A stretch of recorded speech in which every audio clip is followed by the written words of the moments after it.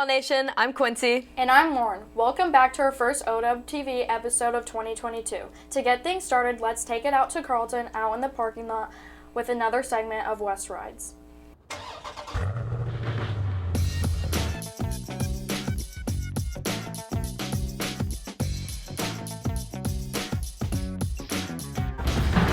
Hey guys, welcome back to West Rides. This is actually our season 2, and for our first episode of season 2, we have with me Caden Resner. And what is this car that stands right behind us? This is a 2020 Dodge 392 Scat Pack Challenger. Wow, that is awesome.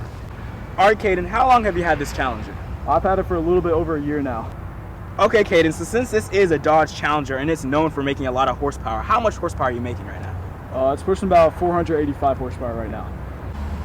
Okay, so with this Challenger making around 500 horsepower, how much torque are you actually making? It's pushing about 450. All right, Caden, and can you tell me a little bit about the history of the Dodge Challenger? What makes it a Challenger pretty much? Yeah, so the Dodge Challengers were introduced in '69. They were originally kind of used as drag cars. They created these to be the best drag cars that they can make to kind of compete with Ford and Chevy with their old Camaros and the Plymouths and all that kind of stuff back then. All right, Caden, well, thank you so much for being on the show, but before we have you go, can you tell us what's the favorite thing about this car?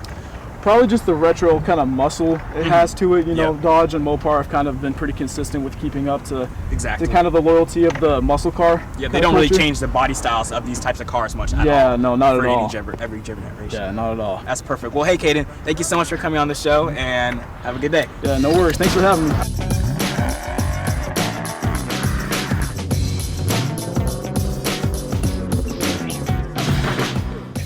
Thanks, Carlton. I'm glad to see West Rides returning for another season. After returning from winter break, our very own Olathe West coffee shop, Espresso, opened up to serve students in the morning before class. Let's take a look. Olathe West's student council-led coffee shop, Espresso, has recently been able to open back up. Espresso is located by the event entrance and has many options for low prices. Money made from Espresso that we get from our student body goes towards student council and funding more events and then going back into the coffee shop to get more supplies. I am the main manager of Espresso, but then we have 4 other shift leaders. Also, other student council members run Espresso. They come help out in the mornings. Coffee shop managers volunteer for many different reasons. I love coffee, first of all. That's my main reason. And I just love the idea of being able to talk to different students from the student body who come up to our coffee shop. I volunteer to work this because I love coffee, and it's cool to just see everyone in the mornings and make drinks. Since I used to work at a coffee shop, I like being back in that environment. After this month, Espresso will be open every day of the week.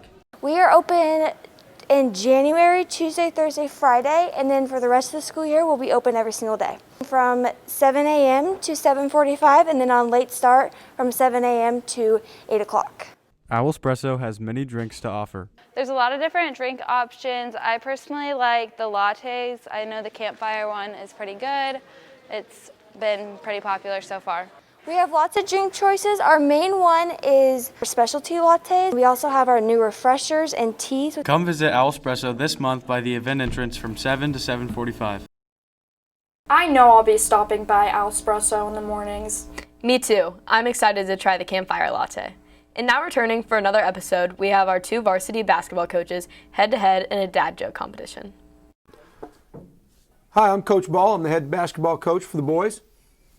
And I'm Coach Rhodes. I'm the head basketball coach for the girls. And we have dad jokes competition here. You want to go first, Coach Ball? Age before beauty. Oh, thank you. I only know 25 letters of the alphabet. I don't know why.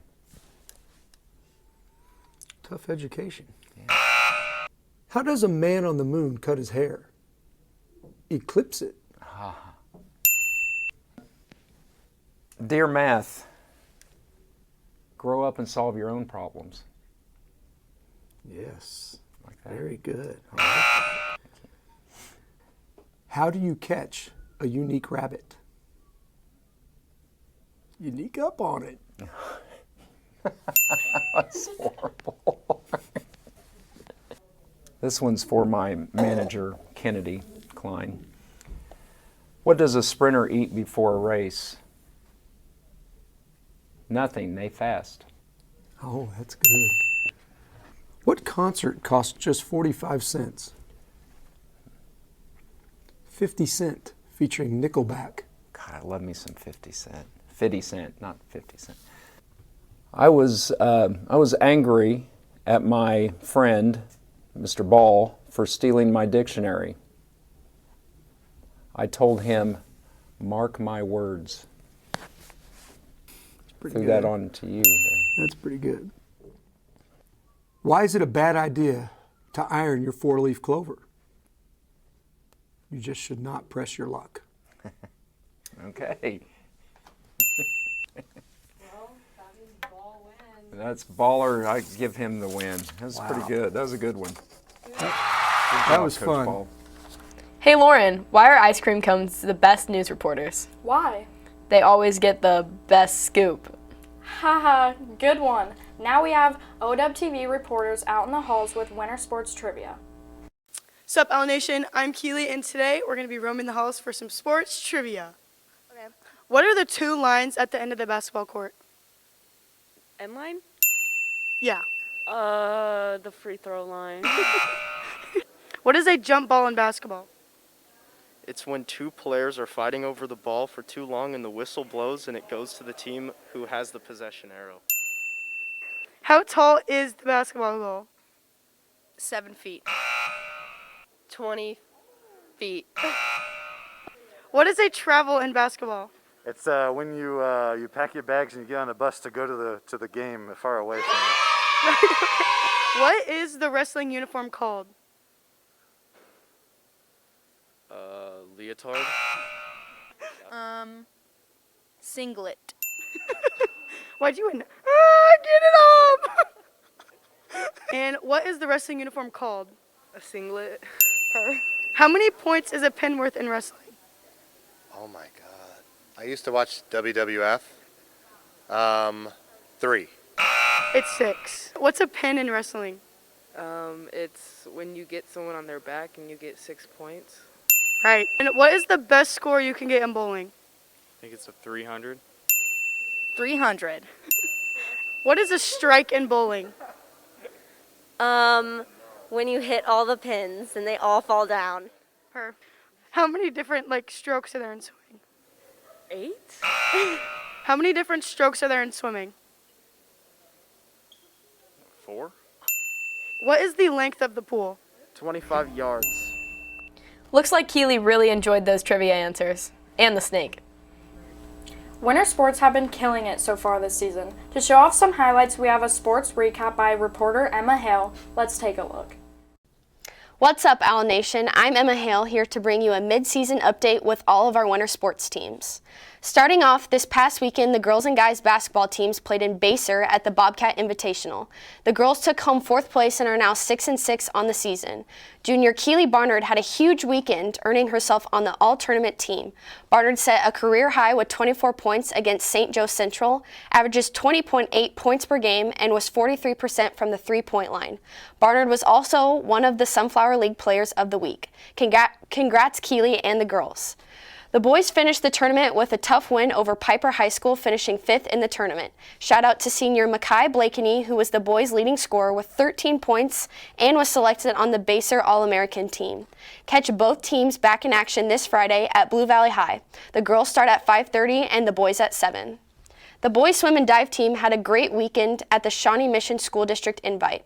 Holton Stards and Aiden Raffles walked away with medals in the 100 flying dive, and Foster Schillinger considered his 50 free. Great job, boys.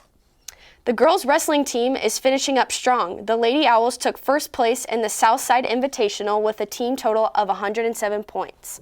They are back in action tonight at 6 in Spring Hill for their last duel before the start of their postseason. Good luck tonight, ladies. The boys wrestling team took home 2nd place in the Wichita tournament and are now currently 14-4 in their dual competitions. Top performers are freshmen Derek Sanchez, juniors Reese Russman, Cooper Novacek, and Aiden McLaughlin, and senior Ethan Witzke. The boys are competing at Shawnee Mission North Invitational this weekend. Good luck, guys. Powerlifting is off to a great start on their season. This past weekend, the Owls competed at the Lansing Invitational and had 3 record-breaking performances by Brandon Rupsoy in squat at 435 pounds, Holden Fager in bench with 280 pounds, and Alexa Wonka with a squat of 280 pounds. Other highlights from the meet include Oscar Ortiz taking first overall in the men's heavyweight division. The Powerlifting Club is back in action at Baser Linwood High on Saturday, February 12th.